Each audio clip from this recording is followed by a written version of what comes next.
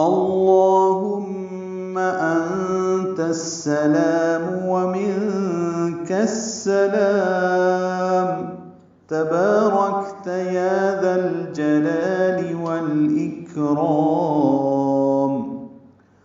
اللہم، لفظ اللہم کا حمزہ عارضی ہوتا ہے، وصلی ہوتا ہے، اس پر زبر لگائی جاتی ہے. زبر کی وجہ سے لام اس میں جلالہ پر پڑھتے ہیں، 2 حرکات لمبا کرتے ہیں. اللہم، ہاں کو اقصی حلق سے ادا کرنا اور میم مشدد سے ملانا ہے. میم پہ غنہ ہوگا، آواز ناک کے بانس سے ملے جائیں گے، 2 حرکات تک ٹھہرائیں گے. انت میں نون ساکن کے بعد تا آنے کی وجہ سے اخفا ہو رہا ہے، کیونکہ تا حروف اخفا میں سے ہے. حمزہ کی آواز کو واضح طور پر ادا کرنا ہے، انت، اور تا کو السلام کی سین سے ملا دینا ہے. یہاں پہ الف لام نہیں پڑھا جائے گا، ادغام شمسی ہوگا. انت السلام، سین حروف شمسی میں سے ہے اس لیے مشدد.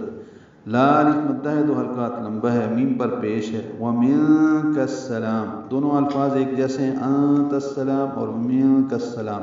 صرف انت میں تا ہے اور منک میں کاف ہے. ضمائر جو ہیں وہ مختلف ہیں، باقی سیم قواعد ہیں، ایک جیسے قواعد ہیں. نون ساکن پہ اخفا ہے، کاف کو سین سے ملانا ہے.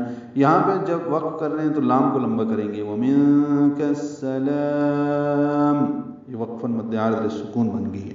ملانے کی صورت میں ومنک السلام تبارکت آگے پڑھیں گے. تا کو جلدی پڑھنا ہے، با الف مدہ ہے، 2 حرکات لمبا ہے. را پر ہے، کاف باریک ہے، کاف ساکن پہ ہمس ہے. تبارکت، یا الف مدہ ہے، 2 حرکات لمبا ہے. ذل جلال والاکرام، ذال کو نرمی سے پڑھیں گے، لام سے ملا دیں گے. لام ساکن پہ اظہار، جیم کو جلدی پڑھنا ہے. لا الف مدہ ہے، پھر لام کے نیچے زیر ہے، اس کو جلدی پڑھنا ہے. الف مدہ کو 2 حرکات لمبا کرنا ہے.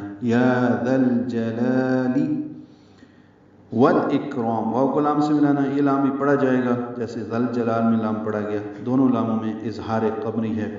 جیم حروف قمری میں سے ہے، اس لیے ذل جلال، اور والاکرام حمزہ حروف قمری میں سے. حمزہ کو کاف سے ملانا ہے، یہ الف کی شکل میں حمزہ. والاک، کاف باریک ہے اور اس میں حمزہ راپور ہے اور الف مدہ ہے. لمبا کریں گے والاکرام وقفاً، اور میم ساکن پہ ہونٹ بند کر لیں گے، اظہار ہوگا. اے اللہ، تو ہی سلام ہے اور سلامتی تیری ہی طرف سے ہے. تو صاحب رفعت و برکت ہے، اے جلال والے اور عزت بخشنے والے.